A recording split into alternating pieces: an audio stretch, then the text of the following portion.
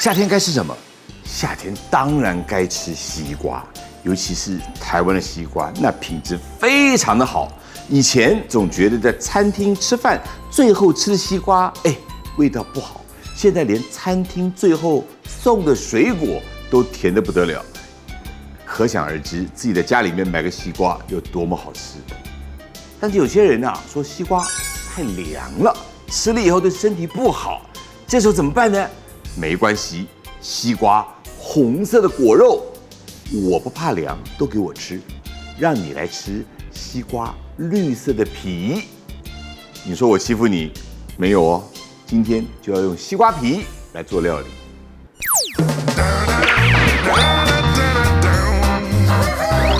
制作这一道银耳翠衣美白汤所需要的食材有西瓜皮300克、豆腐1/2块、鸡胸肉1/2个、蛋白适量、米酒1大匙、枸杞1大匙、黑木耳适量、新鲜白木耳适量、熟薏仁1碗、熟毛豆30克、玉米粉少许、高汤2杯、姜1段、葱1根，调味料则有胡椒粉适量以及盐适量。教授，中文好，大家好。是不是不是每个人都可以吃西瓜？对，因为西瓜就比较性比较凉啦。那早期因为农业社会没有冰箱，所以他们常常在讲说，暗桃啊假西瓜。所谓暗桃就是傍晚的时候，是那半夜入夜以后，欢景就是入夜以后，就是他们以前的入夜可能就是11点以后的那个。那一定的，你如果说我的就是会拉肚子，会肚子痛。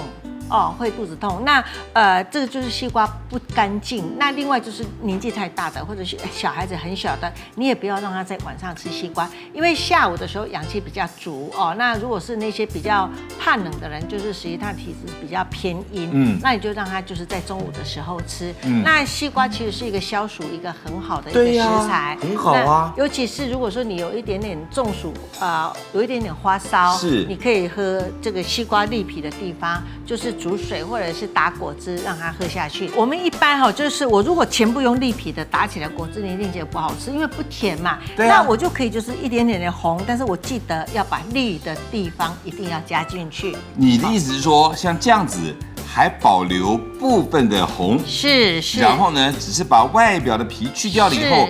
白红相当，就是搭在一块儿，对，一起打。对，是。那如果有甘蔗汁的话，就加一点点甘蔗汁下去，那甘蔗汁也是一个抗发炎，然后清热的一个食材。OK，好。所以呢，西瓜汁配一点点甘蔗，对，然后呢，去打这样子，对，这样喝就可以有一个消中暑那我们如果怕冷的人，西瓜把它煮过，它的属性所有的东西偏凉，比如说冬瓜偏凉，西瓜煮过。对呀，西瓜趁热喝哦。对，皮，那你当然就是果肉的部分。一碗西瓜汁，我让大家喝西瓜汁，日子太苦了。我跟你讲那个五皮饮里面就是冬瓜皮、西瓜皮，像这个西瓜皮，中医就称它是西瓜翠衣，它是保所有的西瓜里面最有营养的、最有功效的，就是西瓜翠衣了，就是西瓜皮。对，好，来我们要整理食材。好，那我今天我就加了豆腐，因为今天我们的主题还是就是夏天美白嘛。是因为夏末的时候秋老虎其实更容易让你黑所以我们会加一些豆腐，然后西瓜呢，我把这个红热部分把它削掉，我会留比较多，是因为我到这个地方我要再把它削一层掉，那你的这个西瓜就会很干净那绿色的部分留起来那其他部分把它切丁是，那这个应该大家都会切嘛，没错。好，那我就准备这个就是一个新鲜的一个木耳那这个新鲜的木耳呢，你买回家的时候，请你记得就是用滚水快速的也下去打一下就好了，是。好，那我准备这个是高汤，好，加进来你看我高汤也是很清澈的就不要说把它熬到那种很浓郁的高汤因为夏天不太合适，是吃那么浓郁是。好，那我就把这个皮等一下再夹掉。好，这个皮是有效果的，所以呢，把皮放下去一起煮。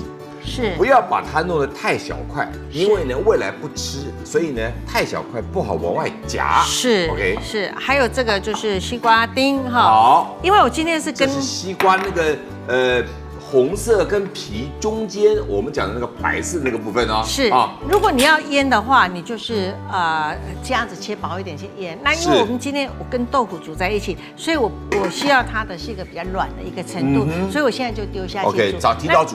是，如果你要炒菜的话，其实就不需要这么早哈。好，那我们把这个木耳呢，就把它剥一下，剥成小朵一点哈。这个反正你有。反正你的手很巧，是，它就只要适口大小就可以了嘛。对，可以更小一点，是啊，还可以再小一点。是的 ，OK。那我这边我还有煮了一个薏仁，薏仁也是美白的一个淡斑的一个很好的食材。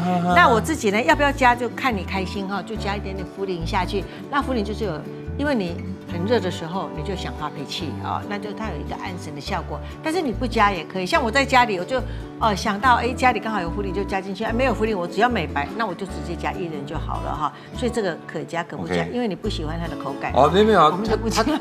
但是它只有安神的作用，反正是放它去煮，它有那么大片，不太会被发现。是，好，那我把薏仁哈，因为薏仁我在家里先煮过，我们在这边煮的时间不会那么长啊。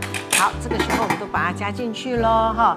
还有呢，来这个我是用川耳，川耳呢，请你记得在泡的时候水量要多。那你最好像洗川耳中间要有一个那个有洞的那种，对，漏网，对，那你就可以这样边摇，它就会沙就会掉下来哈，就跟人家淘金一样，在河里面淘金一样，对不对？那你这个时候呢，你的水就是不要太小，让它去冲，你就不需要一只手在那边打。那它冲的时候它就会掉下去哦。那这个大概冲个3、4次以后，你再用比较多的水去汆烫。那你汆烫的时候，你的让木耳在里面是这样翻滚的，你就不需要起来一片一片去搓它了。好，那这个是最快速的一个清洗方法，对，清洗的一个方式哈。那这个就看个人喜欢啊。如果说你喜欢吃那个比较暖一点的，你就给它就是先下去煮都可以。对，好。好，这个也可以先加。好，老师。那个你一天到晚逛菜场，你会在菜场里面买那种有机的豆腐吗？有那么，它也不是个固定摊，就是临时这样子，6日啊才会出来啦，这样子，就卖那个有机的豆腐、有机的豆浆呢，它卖的价钱都比传统的贵好多。我不会。如果它是固定店面，我会好，固定店面，因为你看到它的原料的来源，有的它就是一大堆的原料就在那边啊。那如果是就像我被骗的那个蚵啊一样嘛，东石蚵啊，东石，因为我去那边现吃的那个蚵啊超好吃，我就买回家，那是流动的摊贩，他也许这个礼拜来，下礼拜他还没来，也没有每天来，所以他如果讲有机的话，你用什么认证，对不对？他只是口头讲，那对一般的，就是他可能在卖便宜的豆腐人，他其实是不公平的，所以总归一句被学乖了哈，就是固定的摊，然后呢你对它就有一定程度的了解，不好我下次就不要买了，对。拜神也要拜庙，不要拜那种到处跑的野神啊。你晓得？我不知呢。是啊，没有，因为我常常也会去看了，他就有这样的人在卖。因为呢，很多人就冲着他说，是因为是有机啦，因为是怎么样啦。是，对呀。你也会看哈？对呀。好，先可以加点水。但是我偶尔也会买那个豆浆回来，我太太喜欢喝嘛，然后她喝，后来我喝了以后发现，我并不太能够从口感上头。没错，感受得到它到底有什么样的差别？对，就是现在的他讲的有机跟一般的哈，你根本就不知道，就吃不出来。其实真正如果是青菜有机的话，它的菜香味会比较浓郁一点。可是黄豆并没有啊，豆浆并没有，而且就是说它是不是机改的黄豆，会机改的黄豆，你根本也是没有口感。对，所以就是很难说啦，是久了就会知道了哦。这个要花钱买教训了。是，好，那今天豆腐我其实有半块就够了，因为它就挥得这么大块，我也没办法。是，好，那么豆腐也是把它切丁。小时候最喜欢做这样子的工作，切豆腐，切爱玉，切仙草。刚刚就给你切就好。没有啊，切这些东西都会在手上切，对不对？对。你就有那种感觉，那种刀切在手而不会破皮的那个快感。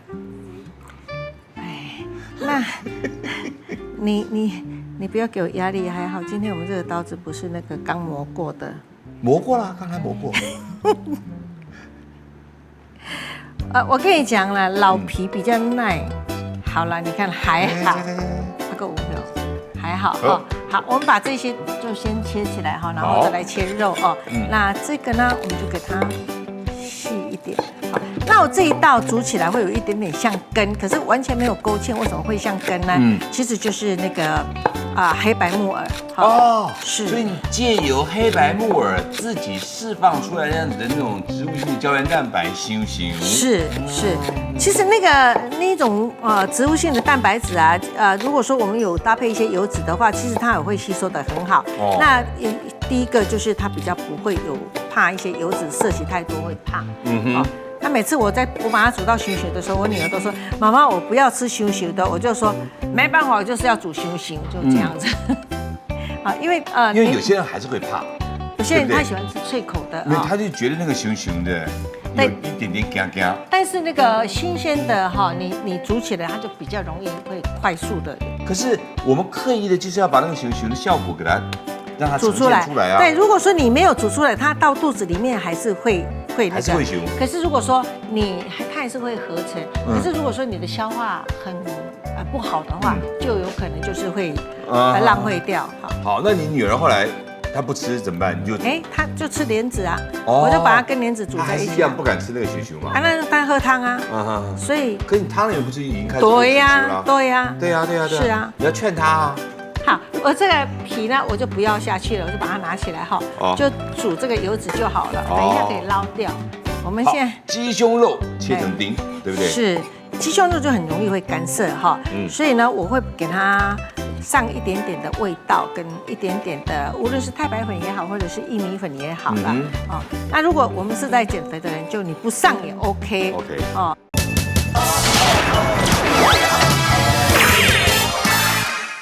好，那我现在这个来腌一下，给它一点胡椒，少许的胡椒，对，一点点米酒，是的 ，OK， 好。还有呢，少许的全蛋液，是，一点点。其实夏天如果你是一个很容易水肿的人，就是尽量不要吃太咸，好，那就记得排不出来了，对，记得就吃一点姜，哈，就这样，好，加一点点的蛋液，好，粉是，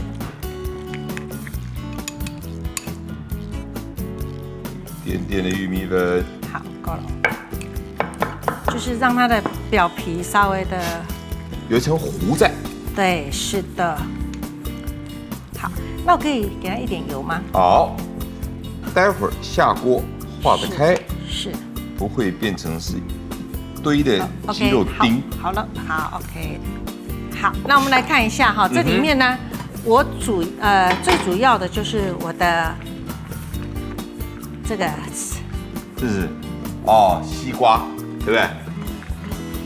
你看看，对，我觉得西瓜，希望它最后煮出来的口感不要跟这个豆腐。木耳差太多，对不对？是，好像还要再一下下。绿的部分还有一点点硬，对，是。红的部分已经 OK 了。是，但是它的整个一个鲜甜的味道就跑出来了。有。对，所以我们的西瓜呢，你在切的时候，你也不要把那个白色，那个红色全部切到光光的，因为你如果红色下去，它虽然等一下是那边的口感会比较软一点，可是它的甜味就会渗透出来。它的甜味渗透出来，其实无形之中就可以取代味精，对，加这个调味上的方便性，对不对？是，真聪明，真的。好，那我们要让这个毛豆熟的嘛？毛豆是熟的，对，因为毛豆我都在家里，我都会把它穿烫一些起来。那如果你真的要让这个木耳的胶质跑很多出来的话，大概要煮大概15分钟，它就会整个这样子塌掉、化掉这样子。毛豆。多吃毛豆其实跟多吃黄豆的意义是一样的，其实它比黄豆的营养更完整，更完整，因为它就是它的一个嫩的部分嘛，那它最起码就是它还没有干离芡啊。你看干燥的东西营养成分都会流失一些，那新鲜的，所以它会比较贵一点。那像小朋友呢，一开始的时候啊，就是副食品的时候就是青豆仁，再来就是四毛豆，因为它的营养很高。对。然后又里面呢，它其实我们现在一般在吃毛豆，它也会有饱足感。所以为什么在日本人吃毛豆？喝酒吃毛豆其实是有道理的，因为它里面它的纤维高，又有一些蛋白质，又有一些淀粉，所以相对的你喝酒不容易醉哈。好，那我加盐巴，加盐巴就好了。嘿，好，因为我们在录影的关系，所以可能就是时间上没有办法把它煮到非常的勾哈。那现在其实就是比一般会有一点点稠度。那如果我再给它10分钟的话，它整个是非常的没错，咻这样哈。好，那我甚至这个啊，如果拿压力锅煮，压力锅煮一起了就好了，是不是就是个木耳露了？我们要这样讲哈，新鲜的木耳你滚起来大概3分钟哈，上升2条线3分钟。那如果是你是干品的，尤其是有黑木耳，黑木耳是白木耳的，你要让它出那个胶质的话，要大概2倍的时间。所以整个我自己在煮了，因为有一些人他说他要煮1-2个钟头，其实不需要。我是先去汆烫好，我先盖起来。我讲一下那个为什么它会煮2-3个钟头。你觉得那个黑木耳是热水泡好还是冷水泡好？你说干的，热水当然发得快啊。热水发得快，很快哦，非常快，真的，你马上要煮，马上就很快。对啊。可是当你要煮木耳露的时候，你就像泡香菇一样。你香气什么东西，绝对都会借由热水，它就冰一点收起来，对，所以它的一个木耳的胶质就很不容易出来，黑木耳胶质，所以你变成要煮很久。可是我如果用冷水慢慢让它开的话，你去煮的时间30分钟绝对是迷。对，那我自己都我自己在家里，我希望有一点点口感，我都是煮大概18分钟左右。好，那如果是白木耳的话，真的是新鲜的，就是3分钟；如果是干品的话，就大概就10分钟，整个都够了。对，是啊。但是就是你快速的用热水，有的是那个90几度的水、100度的水，那下去它很快开，可是就是硬度你煮很久，对，它就没有办法烹到这样子，它是整个软而已，但是它没有厚度，就没有烹起来。好。豆腐，你先加豆腐，是豆腐可以煮啊，然后呢，好，豆腐先请到旁边，不要把豆腐弄坏咯。是，我就把鸡肉丁下来了。是，那我们这个呢，其实啊，你可以汤多一点，也可以就是像一个菜这样子。你到底把它做成是汤品还是羹品？羹品，还是一个汤菜？羹品，对不对？羹品是。好，因为毛豆是加完了，是毛豆是熟的，直接加进来，颜色就漂亮了，对不对？然后呢，在让它再次滚起的时候，我们就要下我们的鸡蛋。所以这个时候不是拿叉子不是拿那个汤匙，也不是拿那一种草瓢，筷子。因为筷子是最好用的，对，才不会把这些豆腐啊这些东西全把它搓得乱七八糟。是，好，枸杞子，麻烦我要荡一下水。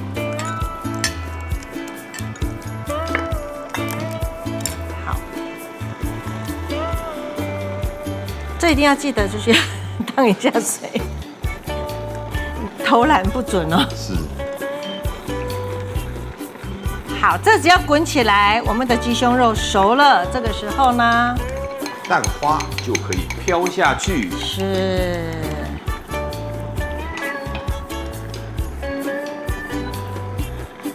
熄火。好，熄火，蛋花下去，先不要动它哦。这个时候动它，它就变得很碎了。是。然后呢，等到它什么时候熟了，自己浮起来了，就会是朵朵彩云。是。那你也可以比较那个快速的方法，从底下把它盖上去，热汤淋上去，它也会啊。好了，因为葱撒在上面就是好看，在底下就是香气，是，就这样子。这个我看吃饱足感大概会吃很多，这个大概可以当成是下午茶的一个点心啊。这个就是平常你把它煮一锅，因为它没有很油，所以吃凉的也非常好吃。对。像我自己在家里，就是肚子饿了，然后想要找东西吃，然后甜的可能今天吃太多，因为吃了莲子汤，又吃了绿豆薏仁，那好吧，来个热的就吃这个 ，OK 了吗？够了。好，来，黑白木耳黑白双煞上桌。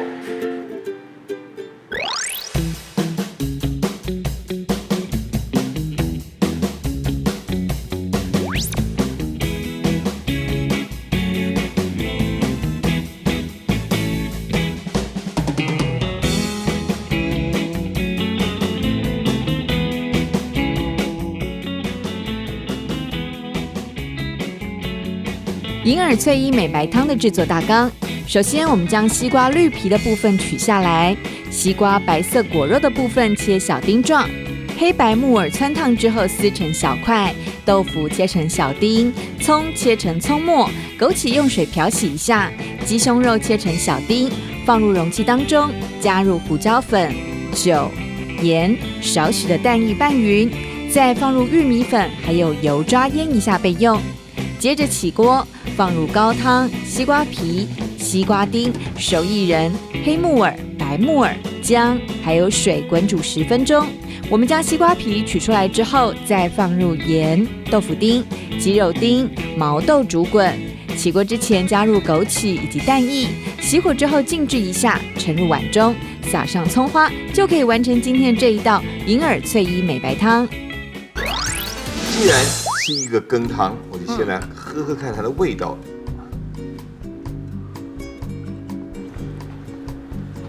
就不是清清如水了，对，就有一点点咕溜咕溜那样，哎，对。那可能咕溜咕溜呢，毕竟里面加的味道比较重的是鸡肉，对，其他都没什么味道，对啊，对不对？对，西瓜皮也没味道，是黑白木耳都没味道，是，所以呢，还是可以喝得出来淡淡那样子鸡汤的味道，对，对不对？是，其实那个鸡肉呢，在腌的时候你也可以就是腌一点酱油，但是腌酱油的话，它就颜色就可能颜色就破坏掉，是。好，同时黑白木耳一起啊，还有加上薏仁这样子，很烫哎。白木耳已经没有太多口感了，软了。白木耳要接近蒂头的部分，才会有咬的必要，其他地方大概2、3下就化掉，2、3下化掉，可是黑木耳还有一点点咬劲，对，所以黑木耳就比较不好煮，对，可是黑木耳那个咬劲，跟我们平常在那个吃路边那个连锁锅街里面的那个酸辣汤吃到的木耳，口感已经差很多了。所以那一种就是用那个热水泡的，就跟你讲的一样。那用热水泡的很难去煮。那像我用冷水泡完了以后，我再去用热水汆烫。我泡了洗过3、4次以后，再用热水汆烫，一次起来就是这样子的软度。西瓜皮在里面呈现什么样子的长相不重要的，我们最重要的是吃它那些效果嘛，对不对？然后我之所以这样子问，是说老师今天为了要食材变得好看，才把它切成丁，可是切成丁的这样子的切法，相对是所有刀工里面比较费事力的，是。所以你在家里面，你可以把它切成稍微大块一点，对，或者是你根本懒得切了，就跟我看到有一些那个妈妈。他就直接那个，因为西瓜不是切成一长条这样子吃吗？对不对？这样子，对，这样子吃嘛。对，这样子，然后呢，把上面那样去掉了以后，就直接从它的那个侧面，拿那个削皮刀，这样削，可以，它就变成一片一片一片一片一片一片，好，是，就变成一片一片。人家那个面放在这边，有没有？刀削面，我叫刀削西瓜，刀削瓜，然后你放在里面，到时候拿了个汤匙这样一片一片这样吃，也可以，一样把那个效果一样可以，对，你可以就不同的变化。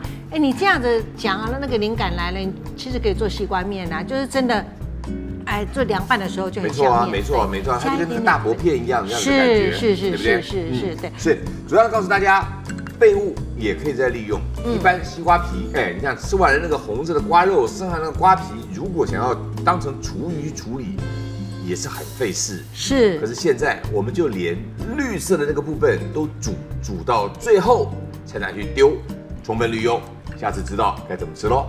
谢谢老师，谢谢。